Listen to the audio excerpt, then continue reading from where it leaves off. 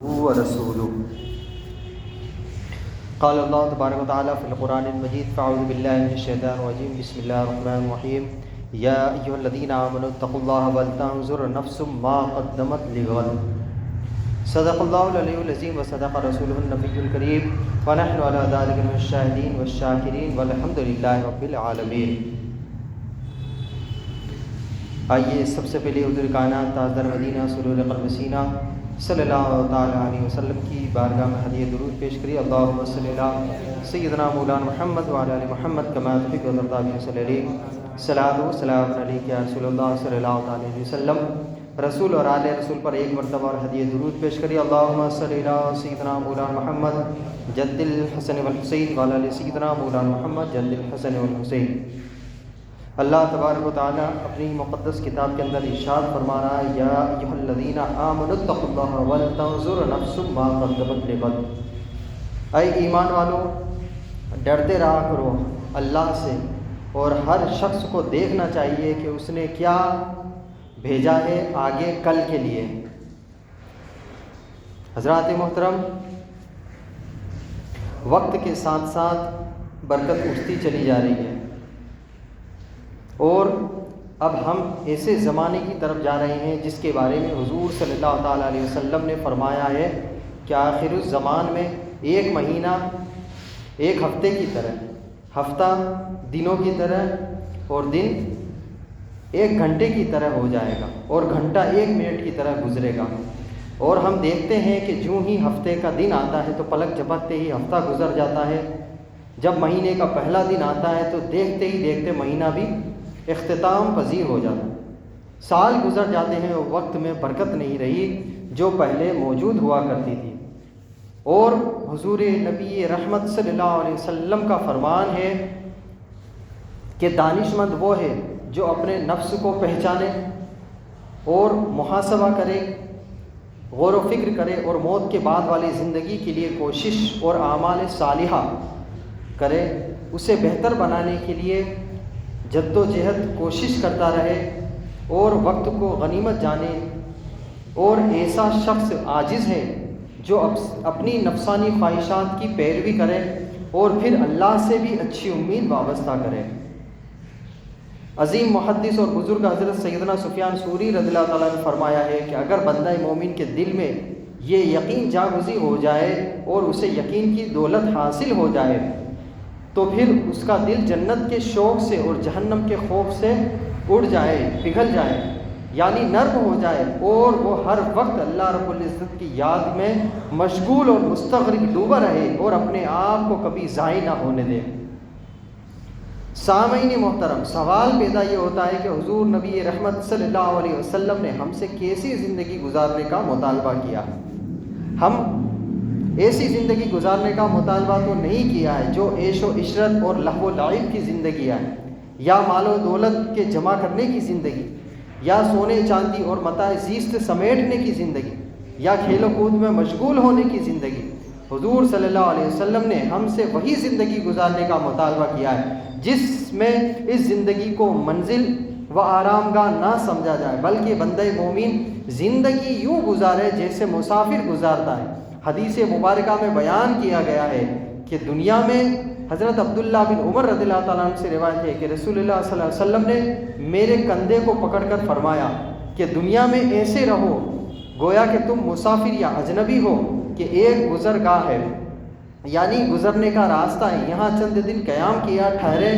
پھر ہم نے اگلے مقام پر منتقل ہو جانا ہے، چلے جانا ہے. لہٰذا بندہ مومن کو دنیا کو اپنا ٹھکانہ بنانے کی بجائے اپنی اگلی منزل کے لیے تیاری کرتا رہے. مذکورہ بالا احادیث میں اصلاح و احوال اور آخرت کی تیاری کے لیے بڑا ہی عمدہ پیغام دیا گیا ہے کہ بندہ مومن اس دنیا میں مسافر اور راہ گزر کی حیثیت سے ہے. جس طرح مسافر رستے میں کوئی ٹھکانہ نہیں ہوتا، اسی طرح دنیا بندہ مومن کا ٹھکانہ اور قیام گاہ نہیں بلکہ ایک راہ گزر ہے. اور جب کوئی مسافر سفر کرتا ہے تو پھر وہ اس قدر ہی زیادہ راہ، یعنی اتنا زیادہ ہی سامان اپنے ساتھ لیتا ہے جتنی اسے راستے میں ضرورت محسوس ہوتی ہے. ضرورت سے زیادہ مال یا چیز یا کھانے پینے اور دیگر سامان اپنے ساتھ نہیں لیتا، تو فرمایا اے بندے مومن، تو اس دنیا میں مال و دولت اور آرام کے سامان جمع کرنے کی بجائے اپنی حقیقی ٹھکانے اور مقام کی تیاری کر۔ حضرت عبداللہ بن عمر رضی اللہ تعالیٰ عنہ فرمایا کہ جب تم شام کرو تو صبح کا انتظار مت کرو، اور جب صبح کرے تو شام کا انتظار مت کر، اور اپنی تندرستی سے، اپنی بیماری کے لیے اور اپنی زندگی سے، اپنی موت کے لیے کچھ نہ کچھ حاصل کرتا ہے۔ ہر انسان اپنے آخری لمحے اور سانس سے نا واقف ہے، اسی لیے اپنے دل میں دنیا و خواہشات کو زیادہ جگہ نہیں دینی چاہیے اور دنیا سے زیادہ امیدیں وابستہ نہیں کرنی چاہیے۔ تو جب انسان کے پیش نظر یہ بات رہے گی کہ شام کا لمحہ میری زندگی میں آئے گا یا نہیں، تو یقیناً انسان اپنی آخرت کی تیاری کے لیے بھی مستعد رہے گا، تیار رہے گا۔ حضرت علامہ قیم الجوزی اپنی کتاب زاد المعاد فی خیر العباد میں فرماتے ہیں کہ آؤ ان جنتوں کی طرف ہم اپنی توجہ کریں جو ہمارے پہلے وطن ہے اور اس کے اندر ہمارے خیمے لگے ہیں، لیکن اب ہم شیطان کے قیدی بن چکے ہیں اور اس نے لوگوں کو خواہشات کا اسیر غلام بنا لیا ہے۔ یعنی جنت ہی ہمارا ٹھکانہ ہے، لیکن اب کسی کو اپنے اس وطن کا خیال کرنا ہے، کسی کو اپنے اس گھر کا، اس محلے کا، اپنے پریوار کا خیال کرنا ہے۔ حالانکہ جنت کی تھوڑی سی جگہ بھی دنیاوی مقابلے میں بہت اعلیٰ اور بڑی ہے۔ حضور نبی رحمت صلی اللہ علیہ وسلم نے ایک دن صحابہ کرام سے خطاب کرتے ہوئے فرمایا کہ جنت و آخرت کی اہمیت کو اس طرح بیان فرمایا ہے کہ جنت میں ایک گھوڑے کی جگہ دنیا اور جو کچھ دنیا میں ہے اس سے بہتر ہے۔ جیسے گھر میں کوئی رسی لٹکانے کی کوئی چیز ہے یا کوئی رسی باندھنے کی کوئی چیز ہے جس سے ہم رسی کو معلق کرتے ہیں، ٹانگتے ہیں، فرمایا وہ جگہ جسے تم بڑا حقیر اور معمولی چھوٹی سی سمجھتے ہو، جنت میں تو اتنی چھوٹی جگہ بھی دنیا کے خزانوں سے بہتر ہے۔ دنیا و مافیہ سے اعلیٰ ہے، تو یہاں سرکار دو عالم صلی اللہ علیہ وسلم نے ایک رسی اور ایک گھوڑے کی مثال اس لیے دی تاکہ انسان زندگی کو اپنی دائمی اقامت یعنی ہمیشہ رہنے کی جگہ نہ سمجھے، بلکہ اس کو ایک مسافر خانہ خیال کرے اور آخرت کی تیاری کے لیے ہمیشہ نیک اور صالح اعمال کرتا رہے۔ حضرت سیدنا امام محمد بن ادریس شافعی رحمۃ اللہ علیہ عالم شباب میں یعنی جوانی کے دنوں میں اپنے ہاتھوں میں ایک عصا اور لاٹھی رکھتے تھے۔ کسی نے آپ سے استفسار کیا، پوچھا کہ جناب آپ ہمیشہ وقت بغیر کسی عذر کے، بغیر کسی ضرورت کے عصا کیوں رکھتے ہو اور اس لاٹھی کو اٹھا کر کیوں پھرتے ہو؟ تو آپ فرمانے لگے کہ میں اس لیے عصا اٹھائے پھرتا ہوں تاکہ میں اپنے آپ کو یاد کراؤں کہ میں سفر میں ہوں، یہ دنیا میری قیام گاہ نہیں بلکہ مسافر کی حیثیت سے زندگی بسر کر رہا ہوں۔ پھر آپ نے عربی زبان میں ایک شعر پڑھا جس کا ترجمہ ہے، فرمایا میں نے عصا اور لاٹھی اٹھائی کمزوری کی وجہ سے نہیں اٹھائی، جسمانی کمزوری یا کسی درد کی وجہ سے نہیں اٹھائی ہے، بلکہ اس لیے میں نے یہ لاٹھی اٹھا رکھی ہے تاکہ میں خود کو اپنے آپ کو یاد کرواتا رہوں کہ میں یہاں مقیم نہیں ہوں، ہمیشہ رہنے والا نہیں ہوں، بلکہ میں مسافر ہوں اور میری حقیقی قیام گاہ جنت ہے، میری منزل آخرت ہے۔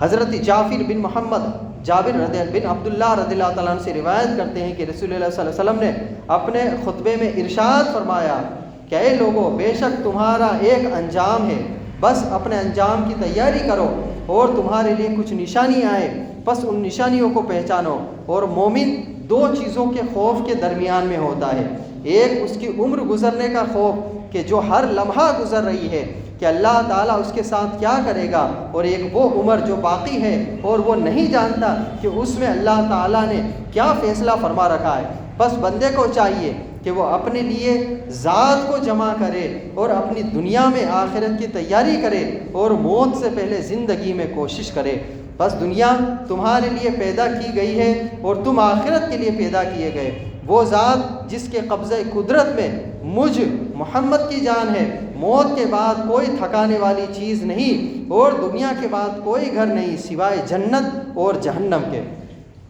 سامعین محترم، ہمارے بزرگان دین کا طریقہ اور شعار رہا ہے کہ انہیں اپنی یہ منزل ہمیشہ یاد رہی ہے اور وہ اس کے لیے تیاری کرتے رہے ہیں، کیونکہ یہ دنیا ایک گزرگاہ ہے۔ حدیث قدسی ہے، حضرت انس بن مالک رضی اللہ تعالیٰ عنہ کہتے ہیں میں نے رسول اللہ صلی اللہ علیہ وسلم کو فرماتے سنا ہے کہ اے آدم کے بیٹے، اگر تو مجھ سے امید رکھے اور مجھ سے معافی طلب کرے تو میں تجھے بخش دوں گا اور تمہارے گناہ کی پرواہ نہیں کروں گا، میں غفور رحیم ہوں۔ اے آدم کے بیٹے، اگر زمین بھر کی بھی گناہ، زمین بھر کر بھی گناہ میرے پاس لے آئے گا اور اس حال میں مجھ سے ملاقات کرے گا تو میرے ساتھ کسی کو شریک نہ ٹھہرانا، میری وحدانیت اور الوہیت کا قائل ہو، میری بارگاہ میں اپنی جبی نیاز جھکانے والا ہو، تو اتنے زیادہ گناہ ہوں کے باوجود بھی تجھے اپنی مغفرت اور رحمت کا عطا فرماؤں گا۔ پھر فرمایا اے آدم کے بیٹے، اگر تمہارے گناہ بلند ہوتے ہوتے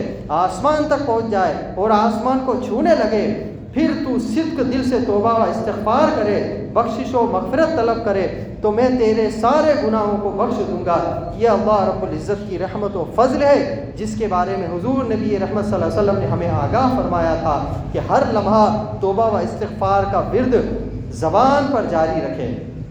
جلیل القدر تابعی حضرت سیدنا ابو بکر لنکاش رضی اللہ تعالیٰ عنہ کے بارے میں مذکور ہے کہ جب ان کا آخری وقت آیا، بستر علالت پر لیٹے ہوئے تھے اور آپ کا چہرہ نور کے ساتھ چمک رہا، اور جب حضرت اسرائیل علیہ السلام ان کی جان نکالنے کے لیے لگے اور آخری سانس نکل رہی تھی، تو انہوں نے اپنی انگلی آسمان کی طرف بلند کیا اور آسمان کی طرف اشارہ کر کے کسی چیز کو دیکھا اور پھر فرمانے لگے لِمِثْلِ هَذَا فَلْيَعْمَلِ الْعَامِلُونَ، کہ اس جیسی چیز کے لیے کوشش کرنے والوں کو کوشش کرنی چاہیے۔ جب لوگوں نے یہ منظر دیکھا تو لوگ حضرت امام مالک کے پاس گئے اور حضرت ابو بکر لنکاش کی وصال کی خبر بتائی کہ انہوں نے وصال سے کچھ لمحہ قبل آسمان کی جانب اشارہ کر کے قرآن کریم کی یہ آیت پڑھی تھی۔ تو حضرت امام مالک نے فرمایا کہ اس کا مطلب یہ ہے کہ اللہ تعالیٰ نے ان کی موت سے پہلے ہی جنت میں ٹھکانہ دکھا دیا تھا اور اس دنیا میں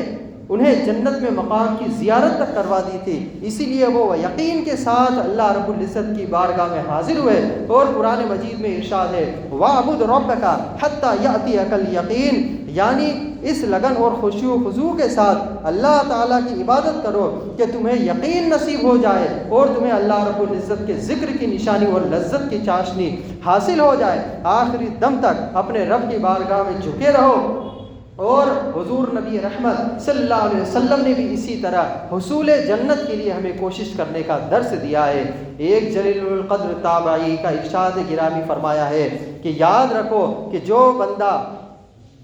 جس چیز کے ساتھ زندگی گزارتا ہے اور جس عادت و خصلت پر گزارتا ہے تو اسی عادت پر اس کا اختتام یعنی اینڈ ہوتا ہے، اس نشانی پہ اس کی سانسیں تمام ہوتی ہے۔ معلوم ہوا کہ جو بندہ اپنی زندگی جس حال میں گزارے گا وصال کے وقت بھی وہی حالت اسے نصیب ہوگی۔ تو جو شخص قرآن کریم کی تلاوت کرتے ذکر خدا میں مستغرق رہتے ہوئے رخصت ہوا امر بالمعروف ونہی عن المنکر یعنی نیکی کا حکم بتانا اور برائی سے روکنے میں مشغول رہا، جسے لمبے سجدے نصیب ہوئے، جس کی زبان کو اللہ کا ذکر نصیب ہوا، تو جب وہ اس دنیا سے کوچ کرتا ہے تو حضرت ضیاء الامت رحمۃ اللہ علیہ کی طرح یہ اعلان کرتے ہوئے جاتا ہے کہ لوگ میری زندگی کا کوئی لمحہ بھی لہو و لعب اور فضول و بے فائدہ کاموں میں صرف نہیں ہوا ہے، بلکہ ہر لمحہ اپنے رب کی رضا اور اپنے کریم آقا کی محبت میں گزرا ہے۔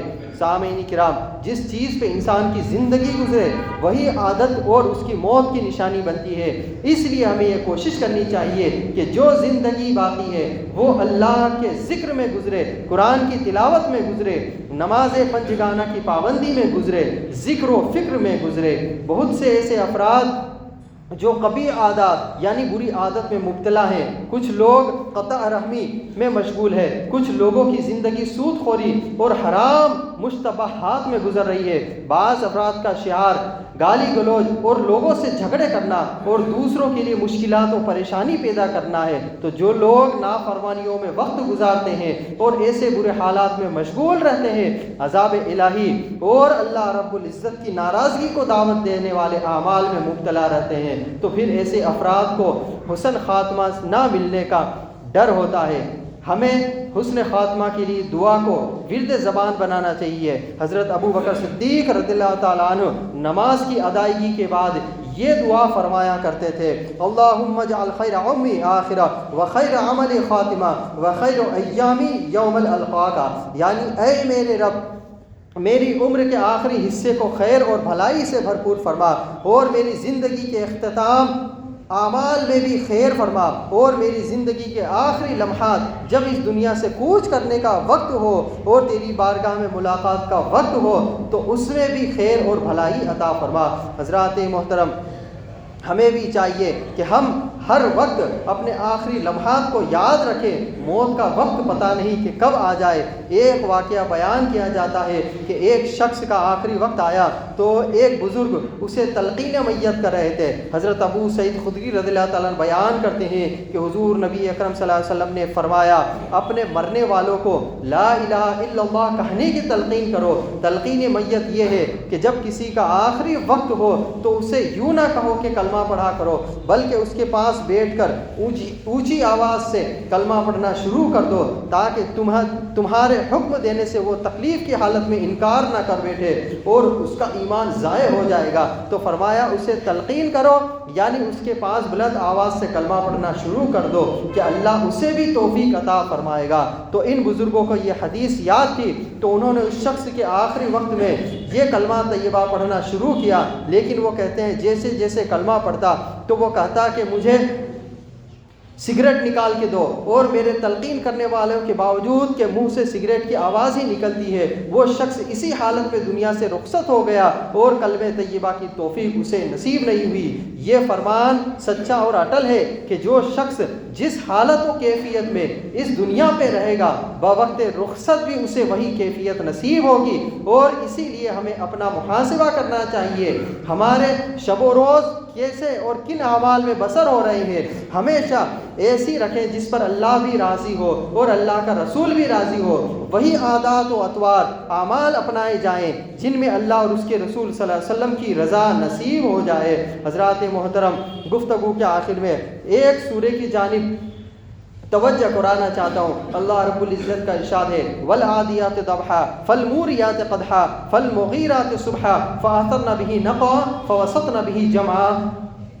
یہ پوری سورہ ہے جس کا ترجمہ ہے کہ قسم ہے تیز دوڑانے والے گھوڑوں کی، جب وہ سینوں سے آواز نکالتے پھر پتھروں سے آگ نکالتے ہیں اور سم مار کر پھر اچانک حملہ کر دیتے ہیں، صبح کے وقت پھر اس سے گرد و غبار اڑاتے ہیں، پھر اس وقت دشمن کے لشکر میں گھس جاتے ہیں۔ پھر بے شک انسان اپنے رب کا بڑا ناشکر گزار اور وہ اس پر خود گواہ ہے، اور بلا شبہ وہ مال کی محبت میں بڑا سخت کیا، اور وہ اس وقت کو نہیں جانتا جب نکال لیا جائے گا جو کچھ قبروں میں ہے، اور ظاہر کر دیا جائے گا جو کچھ سینوں کے اندر پوشیدہ ہے، اور یقیناً رب کا ان سے اور اس روز خوب باخبر ہوگا۔ یہ سورہ عادیات کا ترجمہ تھا۔ حضرات محترم، اس صورت میں اللہ تعالیٰ نے 5 قسمیں اٹھائی ہے، لیکن قسم کس چیز کی اٹھائی؟ نہ سورج کی، نہ چاند کی، نہ صبح کی، نہ شام کی، بلکہ تعجب کی بات ہے کہ گھوڑوں کی قسمیں اٹھائی گئی۔ فرمایا قسم ہے جہاد میں جانے والے گھوڑوں کی، جب وہ دوڑتے ہیں تو ان کے سانسوں کی جو آواز نکلتی ہے تو اللہ اس آواز کی قسم اٹھا رہا ہے۔ پھر فرمایا جب وہ اپنے گھر زمین پر زور زور سے مارتے ہیں، کھر یعنی اپنے پیر مارتے ہیں اور دشمن کی صفوں کو چیرتے ہوئے آگے نکلتے ہیں، یہاں گھوڑوں کے قدموں سے نکلنے والی آواز کی چنگاریوں کی قسم اٹھائی۔ پھر جب وہ گرد و غبار اڑاتے ہیں، دھول اڑاتے ہوئے آگے دوڑتے ہیں، اس کی قسم اٹھائی۔ اور پھر جب وہ حملہ کرتے ہوئے دشمنوں کی صفوں کو چیرتے ہوئے ان کے درمیان پہنچتے ہیں تو گھوڑوں کا اعلاء کلمۃ الحق کے لیے دشمنوں کی صفوں کے درمیان پہنچنے کی قسم اٹھائی۔ اور آگے جواب قسم کیا ہے؟ یعنی گھوڑوں کی ہے، اور قسم میں فرمایا کہ بے شک یہ انسان اپنے رب کا بڑا ناشکر ہے، یہ انسان اپنے رب کا بڑا نافرمان، انکاری اور ناشکرا ہے۔ تو یہاں مفسرین نے لکھا ہے کہ قسم اور جواب قسم میں ظاہری طور پر کوئی مطابقت نہیں نظر آتی ہے، کوئی میل جول نظر نہیں آتا، یعنی قسم کچھ اور ہے جواب قسم کچھ اور ہے۔ تو علماء نے فرمایا اللہ کے ہر کلام میں مطابقت اور موافقت ہے۔ یہاں مطابقت کیا ہے؟ تو فرمایا کہ اللہ تعالیٰ نے گھوڑوں کی 5 طرح کی قسمیں اٹھا کر یہ بتایا کہ جب اللہ رب العزت کے بندے جہاد پر نکلتے ہیں تو گھوڑا اپنے شاہ سوار کی بات اور حکم کا مانتا ہے اور گھوڑا سوار کے حکم پر تیزی سے دوڑتا ہے، اور جب اسے جھپٹنے کا کہتا ہے تو گھوڑا جھپٹتا ہے، اور رفتار مزید بڑھانے کا کہتا ہے تو وہ رفتار بھی بڑھاتا ہے۔ اللہ تعالیٰ نے 4 قسمیں اٹھا کر مثال قائم فرمائی کہ گھوڑا جانور ہو کر اپنے مالک کے حکم عدولی یعنی نافرمانی نہیں کرتا بلکہ اس بات کو مانتا ہے، لیکن یہ شخص انسان ہونے اور عقل شعور رکھنے کے باوجود رب کی بات پر کان نہیں دھرتا۔ وہ گھوڑا ہو کر اپنے مالک کی بات نہیں ٹالتا، لیکن تو بندہ ہو کر بھی اپنے مالک کی بات نہیں مانتا۔ اور فرمایا اپنے اس نافرمانی پر خود گواہ ہے اور دیکھ رہا ہے کہ گھوڑے نے تو اپنے مالک کی بات مانتے ہیں لیکن میں اپنے رب کی بات نہیں مانتا۔ پھر فرمایا انسان مال کی محبت میں بڑا سخت اور لالچ ہے، وہ مال کی ہوس اور لالچ میں مبتلا ہے، لیکن کیا اسے معلوم نہیں کہ جب قبروں سے اٹھایا جائے گا اور سینوں میں سربستہ رازوں کو فاش کیا جائے گا۔ یا حضور ضیاء الامت نے لکھا ہے کہ صرف اعمال پہ پکڑ نہیں ہوگی بلکہ بروز قیامت انسان کی سوچ، فکر، طرز زندگی یعنی زندگی گزارنے کا جو طریقہ ہے، دل کے پوشیدہ راز اور خواہشات سب کچھ اللہ رب العزت کے سامنے پیش ہوگا اور سینوں کی باتیں بھی سامنے آ جائے گی، اور پھر اس روز اللہ رب العزت ان بندوں پر کرم نوازی فرمائے گا جنہوں نے دین اسلام کی تعلیمات کے عین مطابق اپنی زندگی گزاری ہوگی۔ اللہ رب العزت سے دعا ہے کہ ہمیں بھی اللہ رب العزت اپنے